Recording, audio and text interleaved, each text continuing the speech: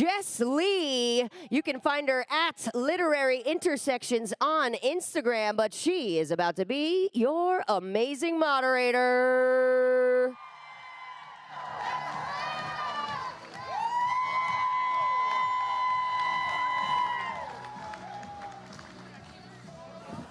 Oh my God, wait, I'm gonna stand while I do these introductions.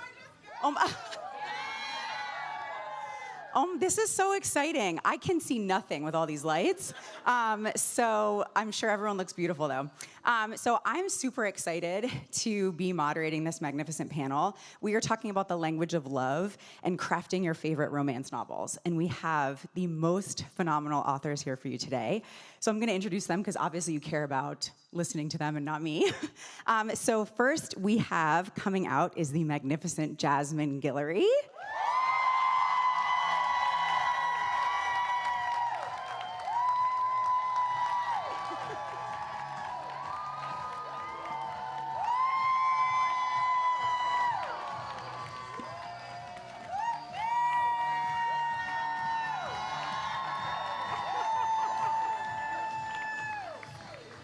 Absolutely stunning, no? Like the red dress, red lip is killing it. And up next we have the magnificent Casey McQuiston.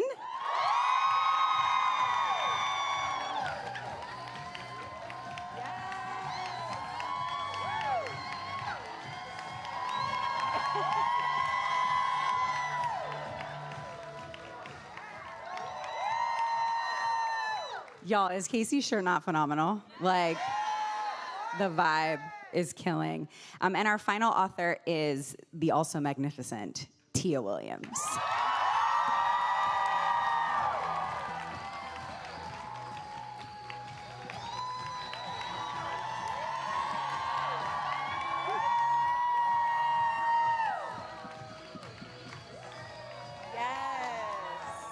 Stunning. I don't know, but Tia's giving me like Challenger Zendaya vibe in this fit. And I'm digging.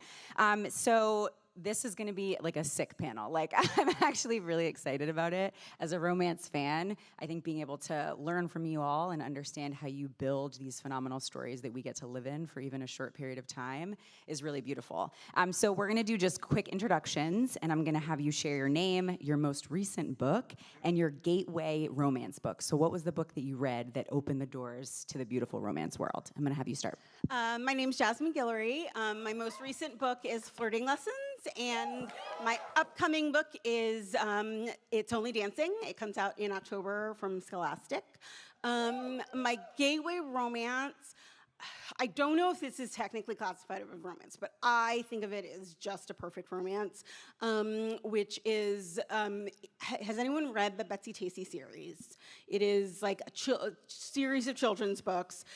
In the like teenage ones, Betsy and Joe is when she gets together with Joe, who she eventually marries, and it's just so romantic. So romantic.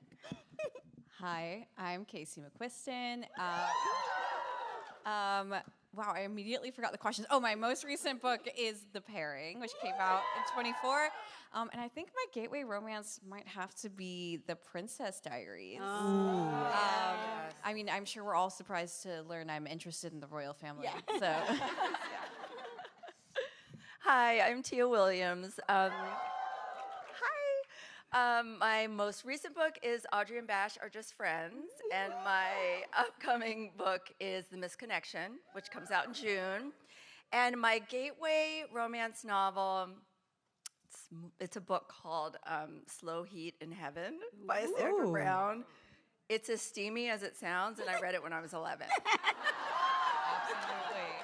Slow Heat in Heaven. Oh, it is. Good title. It's a great title. It's a sick title. Everybody taking notes, obviously.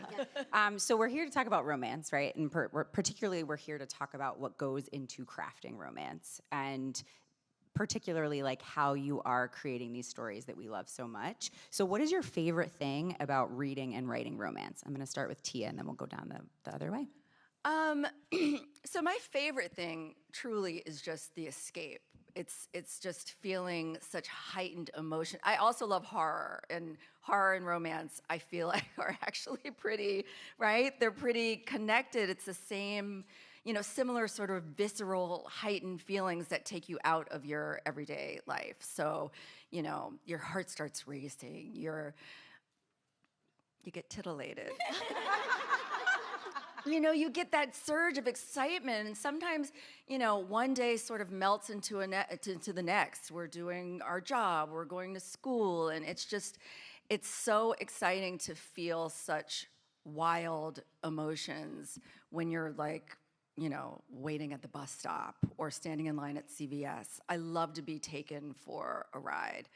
And that's why I like to write it too, because crafting and coming up with these sort of larger than life soulmate connections. It's an exciting, it's like a vacation from my life, though I do have a soulmate connection with my husband. But no one is like gonna fight about the laundry in a beautiful romance novel. Maybe they do. It depends on which novels you're reading, I guess. Yeah. I mean, I love that you said that because I am also a huge horror fan. And I think that, I bet the Venn diagram of romance fans and horror fans is much closer to a circle than you would expect. It's like, but I think there's something about that too, is the catharsis of it, where when you watch a horror movie, it's like you get to experience the feelings of fear, knowing that it will end and that you will be okay afterward. And I think with romance, it's a similar feeling of, there will be a happily ever after, at least a happily for now at the end. And so you can go on this intense emotional journey with these characters in this world and know what's going to happen, which when you have anxiety is very delightful and a nice thing to know. And you get to experience the feelings of longing and unrequited love and all of these rejection and maybe we will, maybe we won't, and you love me or do you? And at the end, it's going to be okay. And there's a level of safety in that allows you to really go on a ride that I find really joyful and comforting. Yeah, I talked about my gateway romance, but I didn't really start reading a lot of romance for years later. And I started really getting into romance at a very hard time in my life. And romance is perfect for that. Because, I knew that, there were going to be ups and downs. And I didn't know how it was going to be a happy ending, but I knew there was going to be a happy ending. And, that was so comforting to me. I needed that knowledge to just be able to escape in a book and not have that anxiety that I had about other things in my life for the book. And that is one thing that I love about reading romance, is that I know you're gonna take me on a journey, and that sometimes difficult things are gonna happen, but I can trust you as an author to keep me safe at the end. And I think that is one of the hardest things, actually, as the author, to be able to figure out how to take these people on the journey, how to have bad things happen to them, but know that they're gonna be okay in the end. I'm actually really obsessed now with this thought about the overlap between romance and thriller readers, because I think that I'm going to go into a deep dark hole about that, because I think that is really interesting. The heart racing might be different between the two genres, but it can feel similar.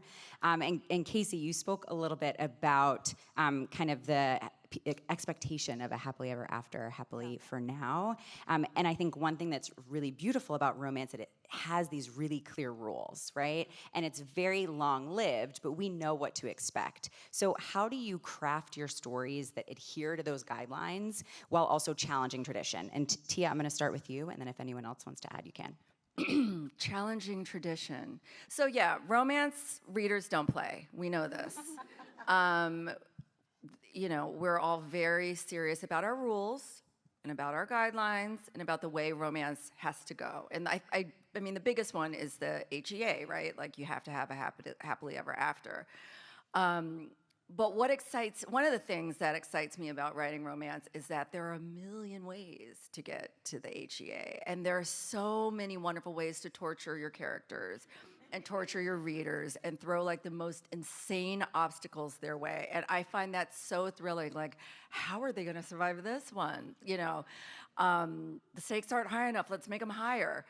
And you know, it's interesting to me as the writer, let alone the reader, to see how we're going to get to this happily ever after. I mean, kind of like what you guys were saying, it gives you a safety to know that no matter what happens, that's where we're going to end up.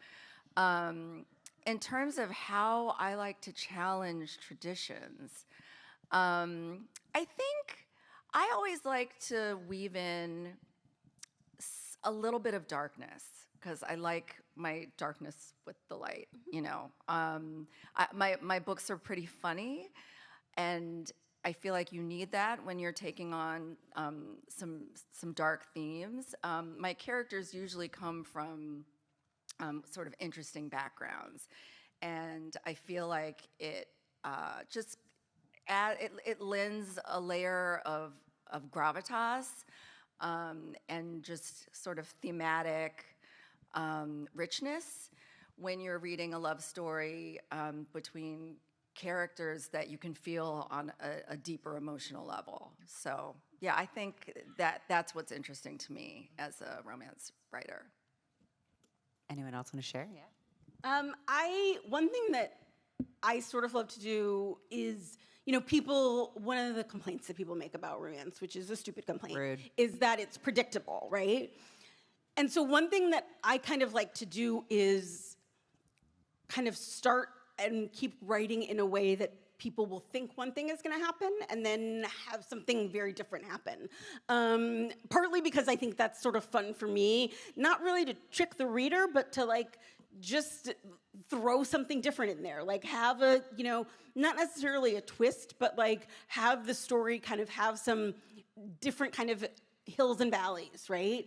And to see different quirks of my characters. You know, I think one of the interesting things for me about writing different books is like getting into the minds of different people. I feel like I am, you know, for the months, years that I'm working on the book, I am like in those people's heads and I know them so well. And so I think like, well, what would happen if this thing happened to them? And it's interesting to think about, because also sometimes one character would do one thing and the other character would do another thing, and like, ooh, that's a fun conflict, you know? And so it's just really like playing around with what would the characters do if a very sort of typical romance novel kind of thing happened to them. How would they react? And I think every kind of person that you can think of would react in a different way, and that's really fun to think about and write about. Yeah, I mean, I think when I think about the rules of romance, I think about the formation of romance as a genre and how a lot of what was being codified into the genre was being invented when it was a genre for straight housewives to escape from this oppressive home life that they had, and like whatever their loveless marriage with like Gary, who, you know, probably works in like a nuclear facility anyway. But like, you know, it was always a subversive genre. It was always a genre about like trying to bring agency and empowerment and embodiment into the lives of people who didn't have it.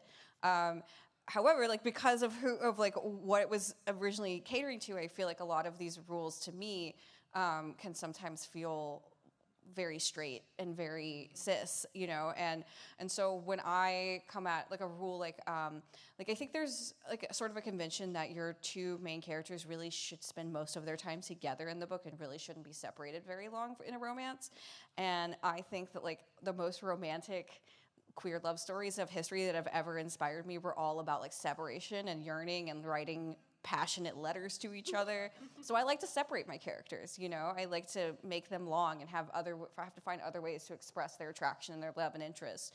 I think that like there's also the like monogamy is really, you know, I feel like a lot of romance readers, there's sort of a convention and idea that romance readers don't want to read the characters having any kind of contact with anyone else in the course of the book, or else it ruins the romance and it ruins the love story. But like in my book, The Pairing, I have my two main characters who I lovingly describe as two chaotic, slutty bisexuals. kind of belligerently hooking up with other people at each other throughout the book, which to me, but like it's still always about each other, you know? And so to me, they're able to like kind of subvert the idea of like strict monogamy in a romance, while also it's always just about each other for them. So it's like, in my way, it's sort of subverting, but also honoring the spirit of the traditions of the genre, because it's still just bringing in more agency and more freedom and more fluidity into what a love story can be. Thank you so much. And I think, Casey, it also gives opportunity for people to find representation in their stories across different identities, which I think is also a wonderful part of the romance genre, right? Like, you get the opportunity to read the things that work for you, or read the things where you feel represented in, and find those amazing, beautiful stories. Yeah. And having that openness and that freedom, I think, is wonderful. Yeah. So one thing, this is for all of you, one thing that I love so much about romance is banter between the characters. And I think it must be so fun to create banter. Like, how do you do that, right? Like, do you create a dialogue with yourself and just hope that you're funny? Or do you talk to someone and say, be funny with me? Like, what is your process for creating banter? One thing I will say, I wouldn't always take writing advice from the writers of How I Met Your Mother, but there is like something I heard one of them say when I was like a teenager and this show was on the air that like really stuck with me, which is that they pointed out that on a show like Friends, like the friends would be like making jokes and like doing one-liners, and then then somebody else would respond with another one-liner, and like the friends never laugh at each other's jokes. Like the audience laughs at everyone's jokes, and the friends hold for laughter, you know? And they said that they specifically wrote into their show, even though they have a laugh track, the group of friends reacting and laughing at each other's jokes and like showing the enjoyment of their friendship that way. And so I think about that all the time when I'm writing banter, is to leave that room for them to laugh at each other's joke, for them to play off of each other and engage, instead of just like, who's gonna have the next quip, who's gonna have the next one-liner. You really have to let it breathe, or else it just feels like the writer is in a I'm so witty competition with themselves. And that's like kind of an off-putting thing to read sometimes, you know? So I think about that a lot when I'm writing banter, is leaving that breathing room. I have never heard it said like that, but that is so true. Like that, I do that too, but I didn't know that I was doing that. Yeah. Okay, I could write for How I Met Your Mother. R.I.P. Just redo the ending. Yeah, just redo the ending. Horrible. Yeah, bad. I grew up in a big pop culture house. Like, it was important to my parents to feed all of their like love of movie and music and TV and into us. And so we were at inappropriate ages watching things that really still affect me today and come out in my writing. Not inappropriate, but just like, you know, the I used to watch Dallas with my parents. Okay, all thank the time. you. Yeah, same. But I grew up watching a lot of like 1930s, like fast-talking black and white movies where it's quip after quip, and just like, oh my God, you know, regular people don't talk like this. It's so brilliant. Like, I would come home after school and, you know, rewrite conversations that I had had with people to make them sound more like rat-a-tat-tat, you know? Because I never knew what to say in the moment, but I knew what to say the following Tuesday. And you can't go back and be like, remember what you said? Well, you know, in a perfect world, I would say this. You can't do that, but you can write, you know, your perfect dialogue. And that was just so thrilling to me. I was also raised on, I grew up in the 80s, so there was shows like Moonlighting and Golden Girls, which it sounds funny, but like the dialogue that these characters, I mean, it's just top notch. Sometimes when I'm writing dialogue, I will write it and I'll be like, why does that sound so familiar? And it's like, oh, Claire Huxtable said it. You know, like it's just embedded in my brain. But, you know, people will tell you that sometimes some of the best writing lessons come from absorbing what writing that you love, you know, as opposed to taking a class. And I definitely learned so much through movies and sitcoms. And if I write a piece of dialogue or some banter and it doesn't sound real, I always say it out loud. And if it doesn't sound like something, that a real person would say it has to go. I think, growing up as an anxious child who read a lot of books, I had a lot of conversations in my head with people, some of which were like rehearsing conversations that might happen, and then some of which were like thinking about, well, what if I said this and what if I said that, which sometimes led to me like getting mad at people because like they would say something mean in my head and like actually didn't say that. But I feel like that's sort of the early stages of writing a novel, right? And so I feel like I'm just constantly having conversations in my head with people now, where everyone is saying what they want them to say, and I just had years of practice doing that, like growing up and thinking about, well, what they should say is this. Oh no, they shouldn't say this. They should say that. And so I sort of think about that and think about sort of like, what would be, especially when I'm thinking about, not necessarily ways to progress the plot, but to progress the story. Like, how are these people getting to know each other, falling in love with each other? In one of my early books, I had an outline. I was sort of knew I was going towards it, but I was feeling like kind of not quite, I kind of lost the love for the book as I was writing it. And I was like, you know what, I'm just gonna write a scene that's like not gonna end up in the book, that's just for me, where I just like write them hanging out with each other.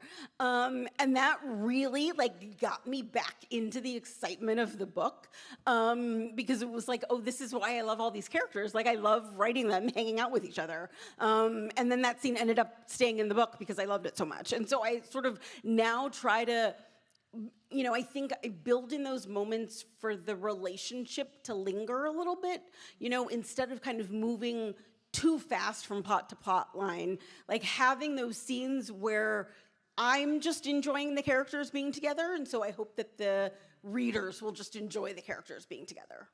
These are all phenomenal ways to create banter, and I think like highlights the deep craft that you all have in building these worlds. I think banter can be so fun because it gives you an idea not only of the relationships that are building, but the chemistry and the connections that they have. And when you give that breath, it gives the reader time to feel like they're part of this family and this community, which is really beautiful. So I have a question from an audience member, Veronica, if you're in here. Was there ever a moment in one of your books that you didn't want to put your couple through, but knew you had to for their growth or the growth of their relationship? Literally in every single book. Such a good question. Every single book. Veronica. I don't like being mean to them. See, Tia apparently feels differently and like loves putting them through bad things. I sometimes, because I sort of go through a lot of drafts before it ever gets to my editor, and my first draft is like always being too nice, and I'm like, there needs to be a lot more conflict in this book. And then I'm too mean, and then eventually go to bad. But like, yeah, every single book, I'm like, I don't want this to happen. Tia likes the torture, we know that. I do, I love it. Okay. But there was one thing. So in 7 Days in June, there's a lot of, thank you. Eve and Shane are a second chance romance couple. So they had, they they were together for 1 week their senior year of high school, and then they went their separate ways and never spoke again. And it was like kind of a wild, toxic week. They ran away from home, they broke into a house, they stayed there for a week. And I kept putting off those flashback scenes because they were, a lot of trauma came from their experience. A lot of like passion and love, but also just some tricky topics that I just wasn't really ready myself to face. So I left it to the end. And sometimes you have to do that as a writer. Like, you guys know the difference between pantsers and plotters, right? Yeah. Well, a pantser is a writer who flies by the seat of her pants, doesn't really outline and just goes where the wind takes her or him or whomever they. I am a plotter, which is a person who plots a lot. And so there aren't a lot of surprises when I'm writing. And so I already have everything all sort of outlined, so I just know I can skip and come back because it's already outlined. But yeah. See, I can never do that. I can't skip. I have to write in order. Oh, really?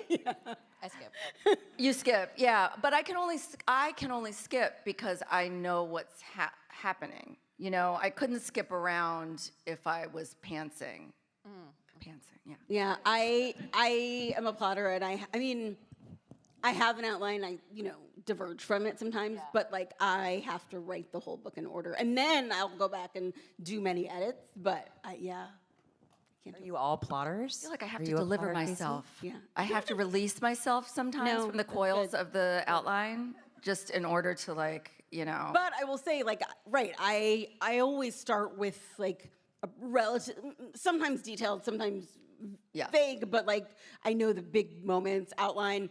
But right, sometimes I'll get to know the characters, and then something that I've said will happen in the middle, I get there, and I'm like, oh, they would never do that. Like there was a moment in my third book, The Wedding Party, where he works for the city. I like had a moment where she comes into his office in the middle of the day and they have sex on his desk, right? Very hot, like romance novel moment. And then I was writing the book and I was like, Theo would never, like he would never do that. He would be horrified at the idea. But I was like, oh, but like this is an interesting, like she comes in to do this and he's like, what are you talking about? And that would be an interesting like fight that they had between them. And so so that was a kind of a fun moment, and then it like led to a lot more conflict and drama. But initially I was like, oh, this is just gonna be, and then I was like, oh wow, no, this will never happen. A little round of applause from you. They loved that answer, Jasmine, in the other space. They're like really happy that they almost worked on that desk. So character point of view has become a little bit of a hot topic, I think, in romance, especially on social media, particularly tied to the conversation about readers self-inserting into the story, especially if it's first-person POV. And kind of the broader conversation or the broader discussion is around white readers in particular. If you are able to self-insert, it makes it more difficult for you to read or want to read books outside of your own identity. So what point of view do you primarily write in, and why, and how might you be thinking about the way that readers are reading that point of view, or are you not? I mean, most of my books are in like what we would call close third, so it's like third person, but it's really close into the mind of one character. The pairing is split POV, and both of those POVs are first person. Yeah, let's hear it for split POV. But for me, like that was a very intentional choice that I made because of like what I was trying to do with like the slow burn of revealing Theo's like gender journey that they had been on between the breakup and the events of the book. And so for me, it was very intentional. I personally, it makes me sad to think about not being able to read a book if I can't insert myself into it. That makes me really sad to think about, because to me, the joy of reading has always been not being me. Yeah. And I love a character I can deeply relate to, but I also sometimes hate a character I can deeply really relate to. Sometimes it's like, ooh, it's like a dog looking in a mirror and like barking, like who's that other dog? But like, yeah, I don't know. I just think that if you struggle to read a book you can't insert yourself into, then like maybe go to therapy. Yeah. Like maybe do some soul searching. I don't know. I'm not like here to yuck anyone's yum, and like if that's like what like floats your boat, and that's what floats your boat. But like I think that if that's the only way you can get into a story, then I feel like you're robbing yourself of a lot of really cool experiences and like, I don't know, a beautiful curiosity of the world around you. Yeah. Yeah, I mean, as a Black woman, there's no way I can even relate to that, especially being Gen X and growing up, in a media landscape where, where did I see myself? Nowhere. Like, I wouldn't have been able to enjoy any type of media, in my childhood if I had a prerequisite that I had to feel myself in it. How do you learn about anything? Like, how do you, I don't know, I think it builds empathy also. I too write in close third. I can't write in first person because, I mean, I can, but I don't like it because I need to have a little bit of a barrier between me and the character. But, you know, with close third, I feel like you can really get into what the character is thinking, but from a little bit of a removed point of view. And I don't know, I feel like you'll remove that from my cold, dead hands. I don't know. And I also think that most authors probably don't really think a lot about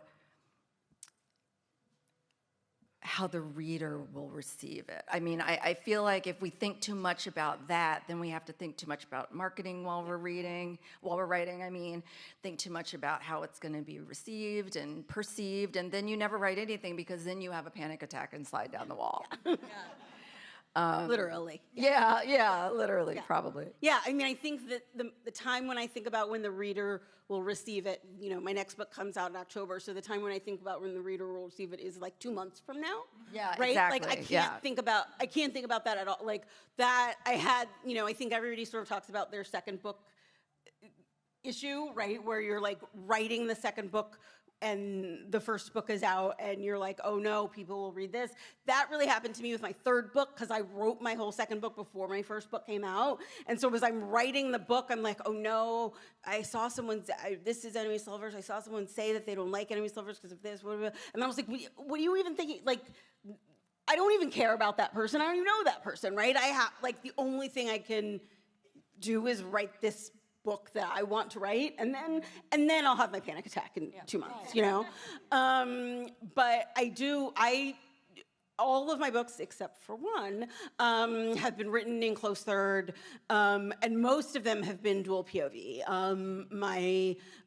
By the book was a single POV, and then my next book for Scholastic, It's Only Dancing, is first person. It's my first book that I've written in first person, which I hadn't really intended to do. I started writing it in third like I always do, and then sort of started thinking about it in first person, and so I was like, let me experiment with this and see how it goes. And then it was kind of fun to write, but it is funny because I wondered, I'm in the very early stages of my next book now, and I was like, you know, going back to third was real easy. It did not take anything. But I do, you know, I think one of the fun things is like being able to play around with different things and see how they work for us. And like, right, Casey, like you were saying, you know, doing the dual POV and like trying different things in books. Like when I wrote By the Book, and I knew that I wanted it to be just in one POV, but it was so hard for me at first because, and I realized I was so used to going back and forth that I wasn't really thinking about what he was thinking in any scene, because I was so used to having his scene where he was talking about what he was thinking that I was just sort of writing him doing things and they didn't make sense because he wasn't a real character to me because I wasn't in his head. And so then I had to like put myself in his head for a while just so that everything in the book would make sense. And so I think doing different things kind of is fun and helps me in my craft and figure out like what works for me, what do I like to do, and what don't I like to do and why, and maybe I should try to do that a little bit and see if it works, you know? Does anybody else feel like they're getting much smarter in the last like half an hour? Like I'm taking so many notes. I'm like close third. And Jasmine, I know that creating friend groups in your novels is really important to you. Excuse me, and it's something that we touched base on a little prior to this. So can you talk a little bit about your process for prioritizing friendships and community in particular, and why that's important for you and the characters that you're creating? Yeah, you know, I was thinking about this when Casey was talking about the thing about, you know, always keeping the main characters together, right? And it is really important for me to see who these people are as individuals, as well as who they are, who their relationship is, right? And so I want to get to them. I want the readers to get to know them. Like, and for me, in thinking about learning a character, I'm thinking about like, who are their friends? Who are their family? What are their relationships to those people? How long have they known them? Like, what kind of a relationship do they have, right? And so I'm thinking about, you know, the relationships I have with some of my friends, or just even in, you know, in one of my books while we were dating, Ben comes from a big family. He has kind of a big, very, wild family group text, which I have on one side of my family. Is like, sometimes the aunties will jump in and be like, bless you all. And then people, and then people are like making fun of each other, or the cousins are all making fun of each other.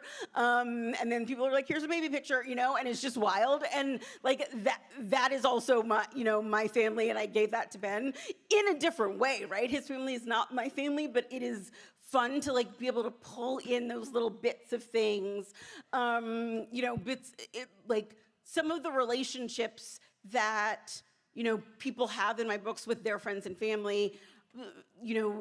In one of my books, Maddie and her mom, who has her own book, have a very close mother-daughter relationship. Neither of those characters are even my mom, but like the relationship is very familiar to me. Some of the friendships are not me and my friends, but like they're relationships that I've seen before that I either have or that I watch other people. And so it's really important to me to think about. I want them to be whole, complete people aside from the romance. And the romance to be something else that brings joy to their life, but they already had joy in other relationships too. I think it's really easy to fall into the trap too of like, I'm just saying this because as you're talking, I was like, God, I need to go back into my manuscript I'm working on right now and like and fix this because I'm not doing that what you just described. But it is like I feel like sometimes you fall into the trap of like I got to execute my plot in my relationship.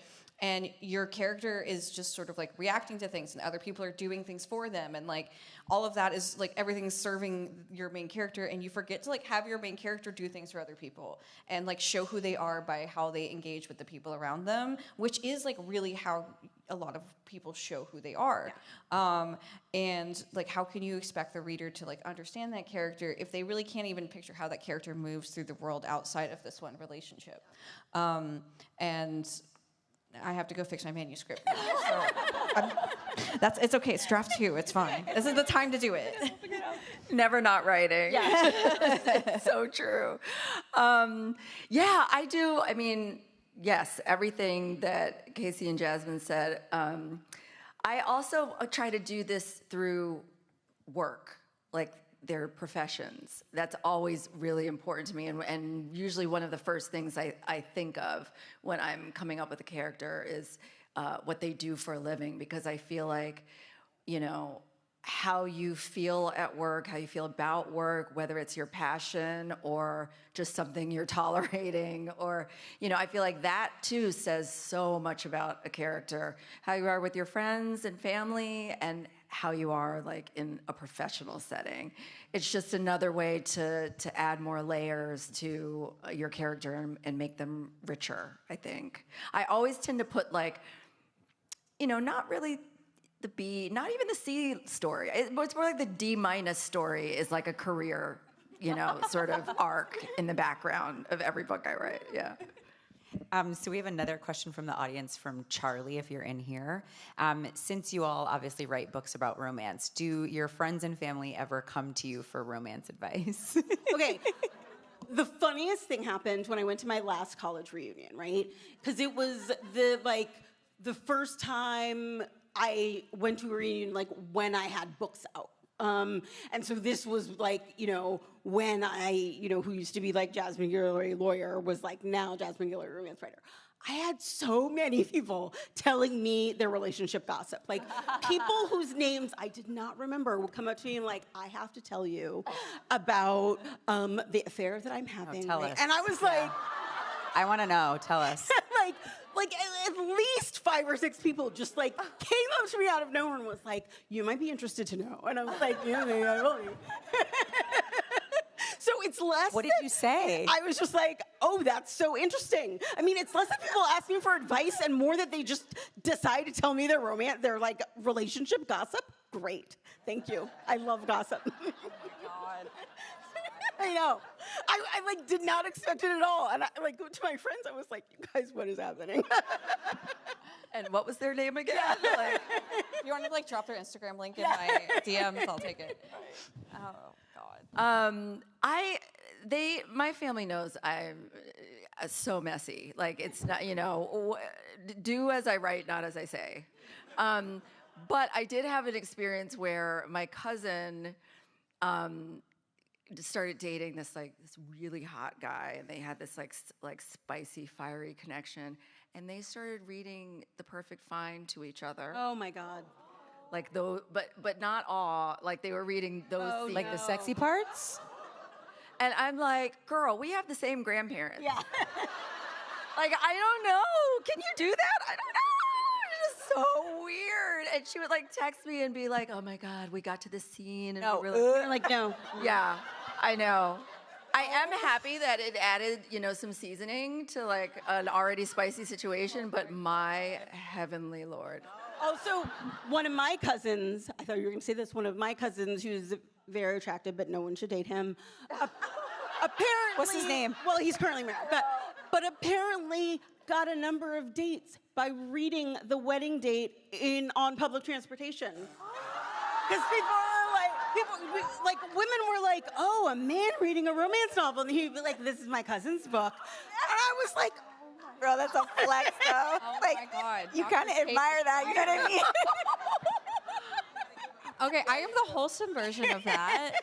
The wholesome version of that is that I've officiated 3 of my friends' weddings. Yeah. I love. Yeah, I am an ordained minister. So if anybody Does anyone want to get married right now? right now. Actually, I don't know if I don't have the thing in the state of New York. Actually, no, damn you it. don't need it. Okay, some states you have to register. Anyway, I can but I am Google it ordained. quick. But yeah, so of the Universal Life Church, which is a made-up thing, but you can legally marry people. And so I think people, I honestly feel like part of it is just because as the minister, I wrote the script for the ceremonies. And so like having a romance writer write the script for your wedding ceremony is attractive to people. I mean, I like to think it's also due to friendship, but yeah, I think no one's telling me about their affairs though, damn. Does anyone want to tell us about their affair currently right Please now? share. You can tell us. Yeah. Tell us everything. We're all ears. I love gossip. Okay, I'm going to do one more audience question. This is from Iris, is there a trope you've never written before that you'd like to explore one day? So I have never written second chance romance yet. So we'll see how it goes. Oh my God. I'm a little nervous because I feel like you gotta make it clear why the first one ended without making either person right, without being like, girl, you should leave him behind, you know. Red flag. So it is. I think is one of the hard things, but. For me, I think because I watched Anastasia a bunch of times when I was a kid. Wow, a lot of Anastasia fans. Yes. I love a forgotten first meeting. Yes. I think that's like so romantic, and it's very like, oh, we're so meant to be. We're written in the stars. So I would love to do a forgotten first meeting, like Amnesia or something thing one day. I have no idea how or with who, but I think that would be really fun. I have never really written forced proximity. Oh, it's fun. I don't think, I know you know. I just love that whole, oops, it's one bed, what are we gonna do? Or trapped in a closet. Yeah. Or, like that scene the famous scene in Out of Sight with Jennifer Lopez and George Clooney in the trunk. Best scene ever. Look into it. Yeah. If you have not seen that movie, go watch it. Important. I love the idea of that. Just that sort of, magic in the air, everything gets like electric and you're just so close. What are you going to do? You know what you're going to do. You have to do it. Yeah. Like, it's exciting to read. I love reading it, but I've never written it. So I think that's next. So we know that romance novels always give a happily ever after, happily for now. So the tension I think that's built throughout the story is really important. And I know, Casey, you talked a little bit about kind of separating your characters to help build that tension. What are the different tactics that you use to create the tension and make sure that it doesn't feel like, why aren't these two people together? You know what I mean? But also, why aren't these two people together? Like that, how are you getting that tension so crisply in a book? I think for me, an important thing is to really think about, at kind of every stage in the book, why aren't they together? Like, why specifically do these people either not want to be together or want to be together, and there's a problem?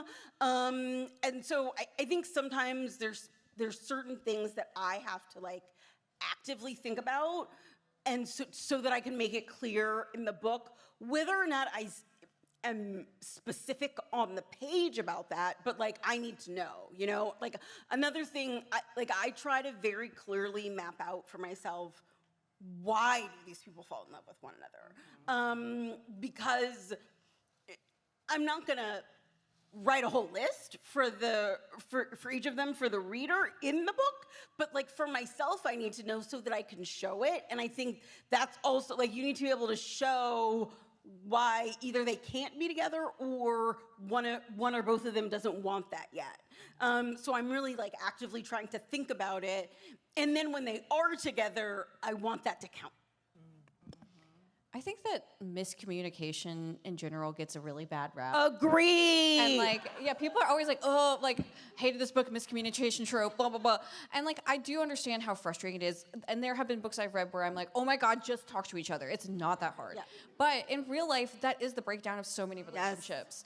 Yes. And in real life, there's always like 5 million mitigating factors, like your own traumas or like social pressures or whatever that prevent you from being able to Or you have a conversation and you're saying one thing and they're hearing the other thing and you think you came away from it knowing what everybody meant, you didn't. My partner being like, Casey, where did you get that?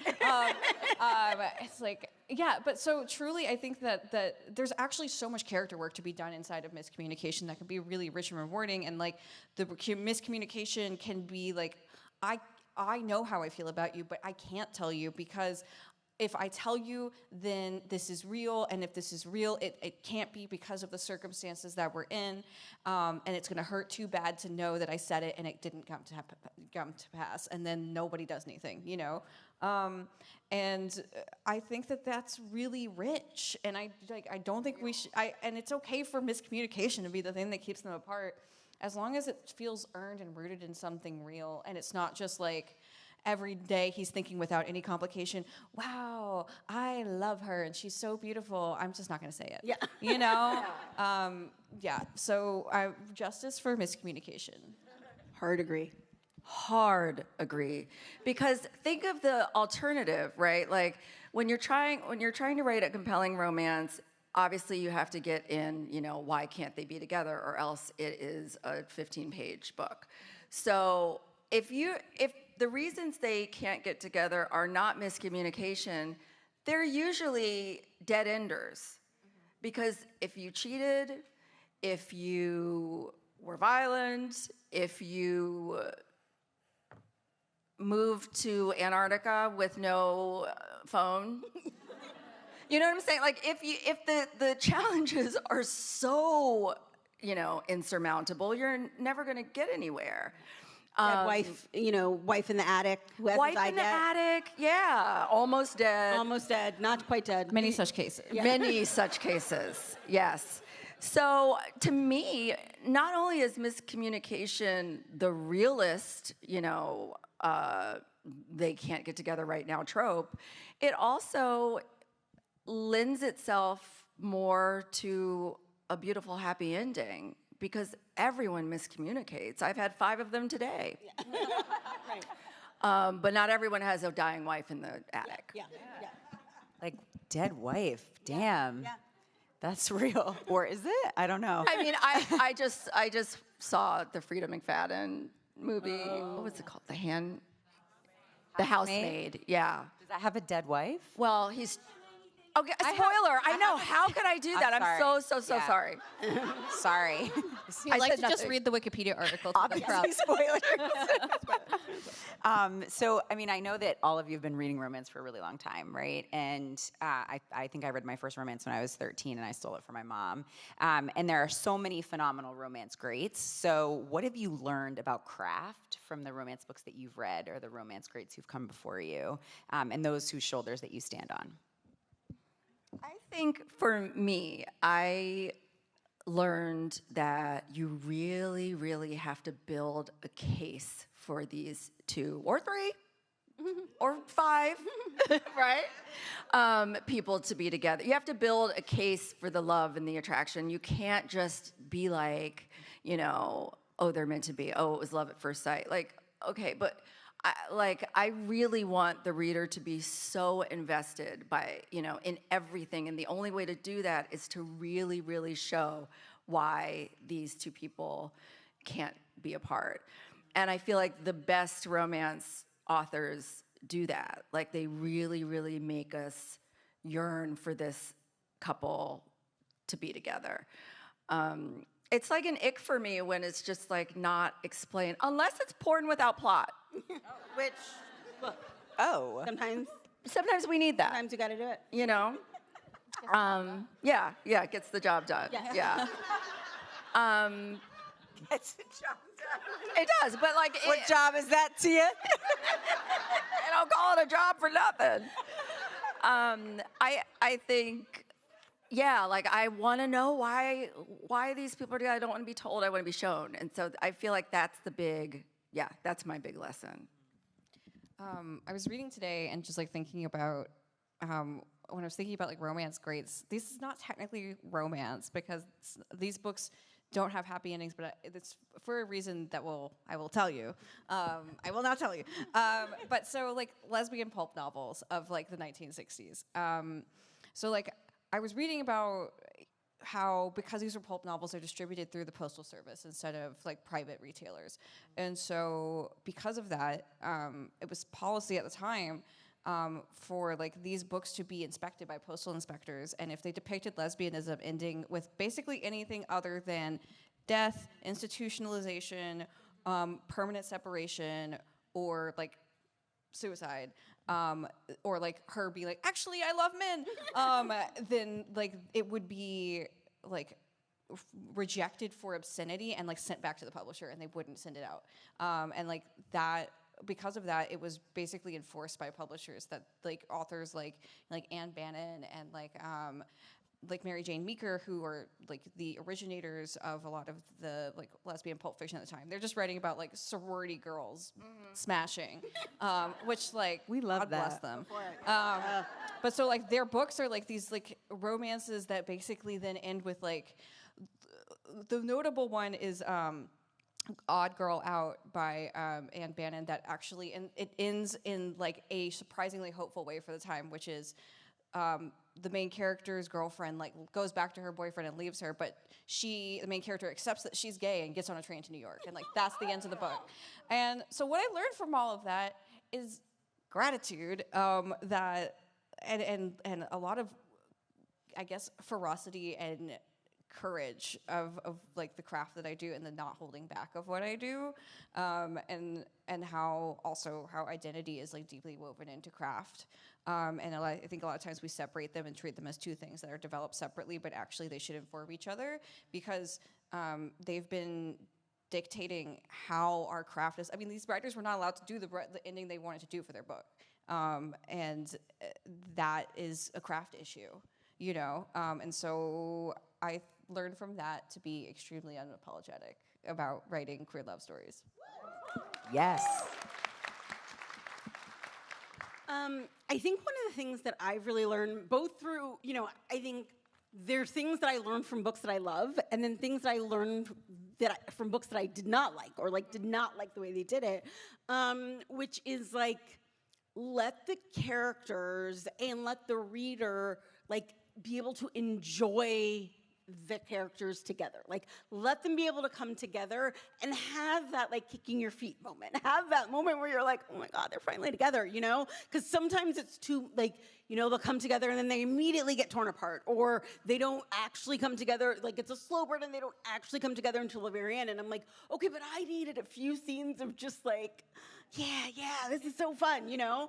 And I also need that for me as the writer. Like, I think about like, oh, those fun scenes with them. And I think as a reader, I feel cheated when I'm reading a book where I don't get that, where I don't get to see them actually in love and happy for a little while. You know, I'm a big defender of a third act breakup, but you gotta have some good second act stuff in there before we get to the breakup, right? And so that's, I think, one thing that I've really learned is to like let myself linger in those moments for a while. All right, my last question. Well, actually, I have another one after this. I lied. So I love how much kind of like romance authors hype up each other's work. So can each of you share one romance novel that you think that people should read? Oh my God, just one. Well, I mean, you could do multiple if you want. Oh my God, wow, I'm And sorry. right now, I'm just thinking about both Yeah, yours. I know. Well, have you heard? I don't know if you've heard of Jasmine Guillory. Yeah. Or Tia Williams. Who's that? I don't actually. But just an up and coming author. I think you might like. Emily Henry, I don't know if any of you have heard. Okay, one book that I always talk about, not old, but it's an older one that I always recommend, and I love all of her new books too. Alexa Martin's Intercepted. Intercepted was her first book, and that's when I fell in love with her writing, so I always tell people to start there.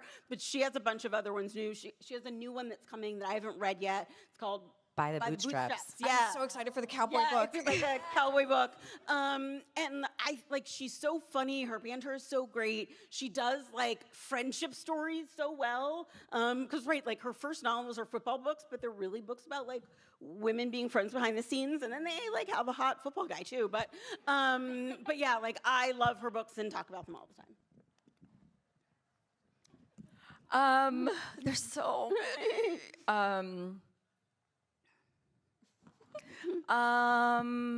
You go, Casey. Oh my God. Okay. And then I'll go. Can I cheat and look at my Audible Go right ahead. real quick? Yeah. Oh, smart. It's like, Yeah. this is why I always bring my phone. when Oh, I'm no, that's paneling, smart. Because I always every forget. time somebody asks me to recommend a book, every book I've Every ever book. read flies out of Flies my out of my brain. mind. What's a book? So let's check my Audible. Okay. Well, the last romance that I read and really liked was actually a romantasy, and it's called Sword Crossed, and it's by Freya Marsk. And it is, I don't want to spoil anything because like I feel like there's a big twist reveal that comes like very early in the book, but it's like a sword fighting instructor, and then also like ne'er-do-well or little rich boy.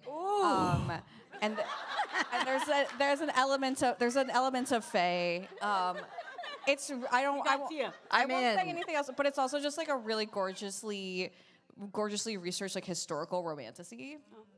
Wait a minute. Did you say that this is called Sword Crossed? Sword Crossed. You get it. Oh my God. I'm in. Yeah. I'm in. Yeah. That was like guttural, Tia. I love it. I just thought of one and now it's gone. Well, you got too excited about I got Swords too Crossing. excited about Swords Crossing. Also, I just want to say I just reread it. So it's a read number 2. Ooh. I'm just saying that so you guys don't think I'm lying because I did blurb it. My blurb is on the cover. Yeah. So when you look at it, you're going to be like, Casey hasn't read a book in 4 years.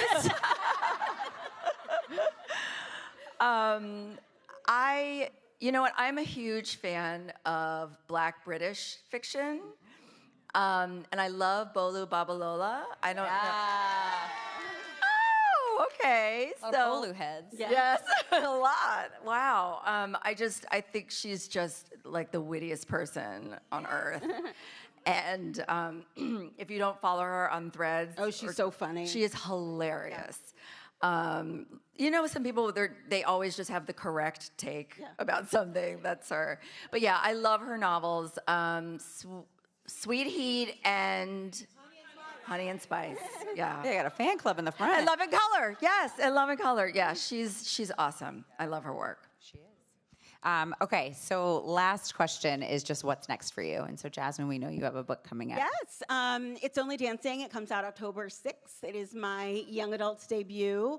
It is a contemporary Black take on Dirty Dancing. And it was a lot of fun to write, so I hope you all like it. Fun. Love. I am currently working on my 5th book, which hasn't been announced yet. I'm still working on it.